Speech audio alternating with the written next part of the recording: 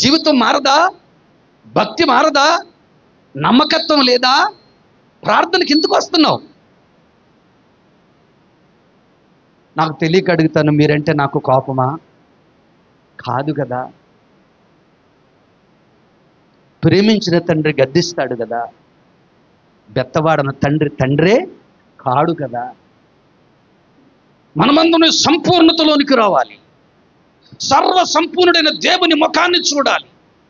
దేవుని కొరకు సాహస కార్యములు చేసే ఒక అద్భుతమైన వేదికలుగా ప్రతి జీవితం మార్చబడి రాకడ కొరకు ఎదురు చూడాలి.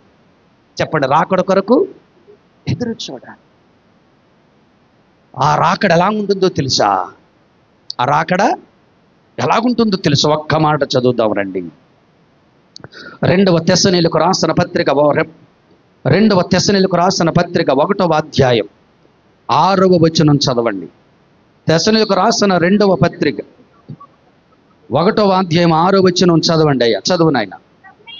ప్రభువైన యేసు తన ప్రభావమును కనపరుచుచు దూతలతో కూడా పరలోకములో నుండి అగ్ని జ్వాలలలో ప్రత్యక్షమై దేవుని ఎరగని వారికిని మన ప్రభువైన యేసు సువార్తను లోబడిన వారికిని ప్రతిదండన చేయనప్పుడు మిమ్మును శ్రమపరిచిన వారికి శ్రమయో, శ్రమ పొందుచున్న మీకు మాతో కూడా విశ్రాంతి అనుగ్రహించుటకు దేవునికి న్యాయమే. చప్పట్లతో ప్రభు ప్రత్యక్షమవుతున్న దినం ఒకటి ఉంది. అదే దినము అగ్ని జ్వాలలతో ప్రత్యక్షమయ్యే దినము. అందరూ చెప్పండి, అగ్ని జ్వాలలతో ప్రత్యక్షమైన దినం.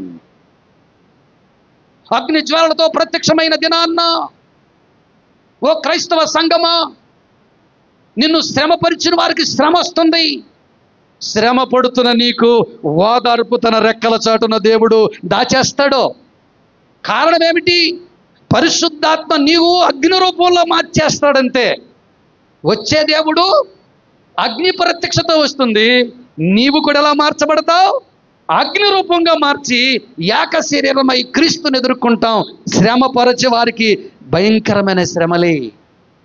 యెషయా గ్రంథం 11వ అధ్యాయం 4వ వచనం. సంగమా మేల్కో, ఆయన ప్రత్యక్షమవుతున్నాడు.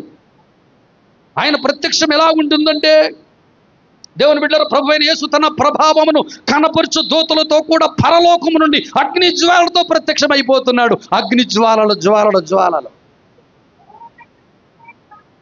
దేవుని పిల్లలారా, ఎవరైతే దేవుని సువార్త వినలేదో, ఎవరైతే దేవుని మాటలు వినట్లేదో, నేను రేపు మారతాను, ఎల్లుండి మారతాను, వాయిదాలు వేసి అవిశ్వాసిగా ఉంటున్నారో, దేవుని మహిమను పొందుకుని దేవుని కార్యాలు చూచి, దేవుని మహిమ ప్రత్యక్షతలు చూచి, దేవుని ముఖ దర్శనమును చూచి, దేవుని మహిమ కలిగిన తన సింహాసనపు మహిమను చూచి ఎవరైతే దేవుని సన్నిధికి వచ్చి రాకుండగా అశ్రద్ధ కలిగిన జీవితాలుగా ఉంటున్నారో వారందరికీ ప్రతిదండన చేసే దినం ఒక రోజు ఉంది. జాగ్రత్త.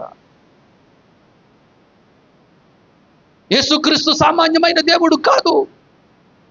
ఆయన ప్రయాసంతా ఒక్కటే, నిత్యత్వం కలిగిన రాజ్యంలో తన బిడ్డలను తీసుకెళ్ళడానికి రాబోతున్నాడు యేసయ్య. మహిమ కలిగిన రాజ్యంలో వెళ్ళిపోవడానికి ఇది నిజం. క్రీస్తుకు పూర్వం యేసు పుడతాడని ఆదాము మొదలుకుని మలాకి గ్రంథంలో ఉన్న ప్రవక్తలందరూ యేసు ప్రభు పుట్టకను గురించి చెప్పారు. అంటే యేసు క్రీస్తు ప్రభు కంటే ముందు 4000 సంవత్సరాల క్రితం కలిగిన ప్రవక్తలందరూ ప్రవచించారు ఈ లోకానికి ఒక రక్షకుడు వస్తున్నాడని. ఆ రక్షకుడు ద్వారా ప్రపంచానికి విమోచనని, ఆ రక్షణకు ద్వారా ప్రపంచానికి రక్షణని, శాంతి దూతగా ప్రపంచానికి రాబోతున్నాడని ప్రవక్తలందరూ ప్రవచించారు. ఖచ్చితంగా వచ్చాడు. వచ్చేం చేశాడు? సమస్త మానవాళి కొరకు తన రక్తమును తన ప్రాణమును సహితము ధారపోశాడు. ప్రవక్తల ప్రవచనాల ప్రకారంగా శిలువ మరణము పొందాడు. ప్రవచన ప్రకారంగా సమాధి చేయబడ్డాడు. ప్రవచన పురుషుడైన సమాధిని గెలిచాడు. అందరికీ 40 రోజులు కనపడ్డాడు. 500కు పైగా సహోదరులకు కనపడి అందరూ చూస్తుండగా పరలోకానికి వెళ్ళాడు. వెళుతూ చెప్పాడు, నేను మీ కొరకు మరలా వస్తాను, మిమ్మల్ని పరలోకానికి తీసుకెళ్తాను. నా తండ్రి దగ్గర ఒక సింహాసనం ఉంది, నా తండ్రి దగ్గర ఒక స్థలం ఉంది, ఆ స్థలంలోకి మిమ్మల్ని కూర్చోబెడతానికి. ఇది శుభప్రదమైన నిరీక్షణ. ఇది శుభప్రదమైన నిరీక్షణ.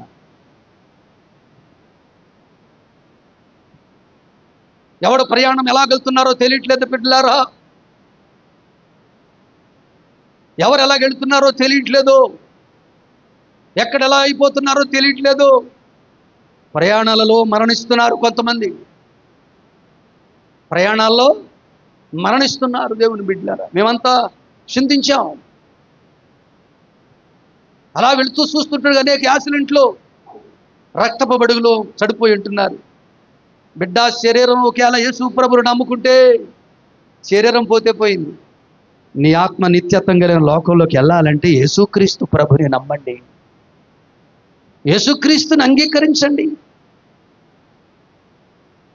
దేవుని నెరగని వారికిని, మన ప్రభువుని యేసు సువార్తకు లోబడిన వారికిని ప్రతిదండన చేయనప్పుడు మిమ్మలను శ్రమపరుచు వారికి శ్రమయు, శ్రమ పొందుచున్న మాతో కూడా విశ్రాంతి అనుగ్రహిస్తాడు దేవుడు. పౌలు అంటున్నాడు. ఇప్పుడు పౌలు ఎక్కడున్నాడు? విశ్రాంతిలో ఉన్నాడని చెప్పండి. పౌలు ఎక్కడున్నాడు? విశ్రాంతిలో ఉన్నాడు. పౌలు అంటున్న మాటలు ఏంటంటే, మాతో పాటుగా మీరు కూడా విశ్రాంతి పొందుతారు. విశ్రాంతి స్థలం, ఆ స్థలం పేరు పరలోకం. అబ్రహాము చెప్పాలి, అబ్రహాము, ఇస్సాకు, యాకోబులు ఎక్కడున్నారు? పౌలు, అపోస్తలులు వీళ్ళందరూ ఎక్కడున్నారు? విశ్రాంతి స్థలం. నీ బ్రతుకు దినములన్నీ ఎప్పుడు విశ్రాంతి ఉండదో. తల్లిదండ్రులు పిల్లలను పెంచడం వాళ్ళకి కష్టం, అదొక బాధ. ఎందుకంటే బాధ్యత, రెక్కల ముక్కలు చేసుకుని పిల్లలు పెంచుతారు. పిల్లలు పెంచిన తర్వాత వాళ్ళకి పెళ్లి చేయాలని చింత, అది విశ్రాంతి ఉండదు, మనశ్శాంతి ఉండదు. పెళ్ళి అయిన తర్వాత ఆడేముంది, ఆ బిడ్డలేమో వాళ్ళు మాట అంటారో లేదో చెప్పండి, వింటలేదు.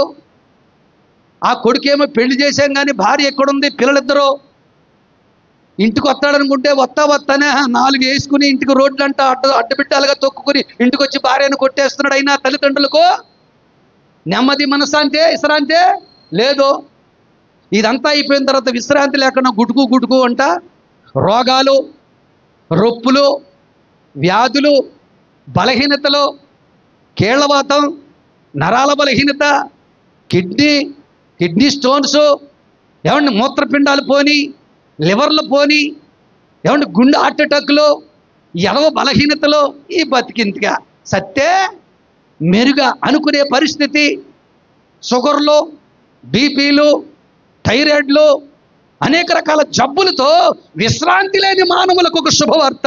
యేసుక్రీస్తు నమ్ముకుంటే శరీరంతో ఉన్నంత చెప్పి ఎంత బాధపడ్డావో అంత విశ్రాంతి పరలోకంలో నీకు దక్కుద్ది. చప్పట్లతో ప్రభుని గణపరచండి.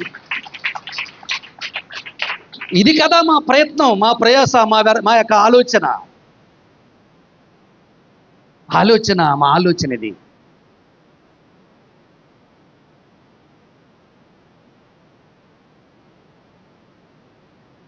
ఒక ఆయన అన్నాడు, పెద్ద ఆయన, ఏం దర్శించాం ఇలాగైపోతున్నావు అన్నాడు.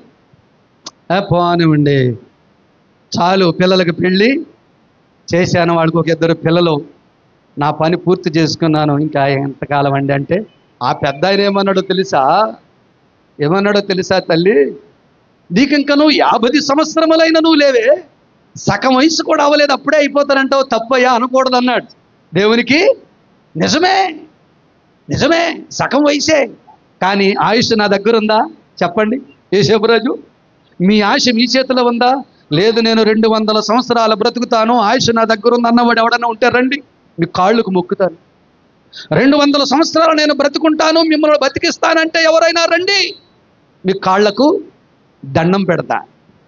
ఎవరు లేరు. క్రీస్తునందు దేవుని బిడ్డలారా, జాగ్రత్త. ఆయన ప్రత్యక్షమైనప్పుడు నీవు ప్రత్యక్షతలో ఎగురుతావా, ప్రత్యక్షతలో దిగజారతావా? దిగజారిన బ్రతుకు ఏమవుతుందో తెలుసా? 7 ఏండ్ల చెప్పాలే, 7 ఏండ్ల శ్రమలు. అయితే ఒక మాట చెబుతున్నాను. యెషయా గ్రంథంలో 4వ అధ్యాయంలో 11వ వచనాన్ని చదివి సహాయం చేయండి. దేవుని బిడ్డలారా, చదివి సహాయం చేయండి. చదువు. 11వ అధ్యాయం 4వ వచనం. 11:4. కంటి చూపును బట్టి అతడు తీర్పు తీర్చును, కంటి చూపును బట్టి అతడు తీర్పు తీర్చడు, తాను వినును దాన్ని బట్టి విమర్శించే. మీరు అందరూ వినండి, వినండి, నేను చదివేస్తున్నాను. కంటి చూపును బట్టి అతడు తీర్పు తీర్చడు, తాను వినును దాన్ని బట్టి విమర్శ చెయ్యడు, నీతిని బట్టి పేదలకు తీర్పు తీర్చును, భూనివాసులలో దీనులైన వారికి యథార్థముగా విమర్శ చెయ్యును, తన వాగ్దాండము చేత లోకమును కొట్టెను, తన పెదవుల ఊపిరి చేత దుష్టులను చంపును. తన పెదవుల ఊపిరి చేత దుష్టులను చంపుతాడు. ఇది ప్రతిదండన దినం, ఇది ఉగ్రత దినం, ప్రచండమైన దినం. ఆ దినము కాచుకుని త్వరలోనే ఉన్నది. జాగ్రత్త. ప్రభు కొరకు బ్రతకాలని ఇష్టపడండి.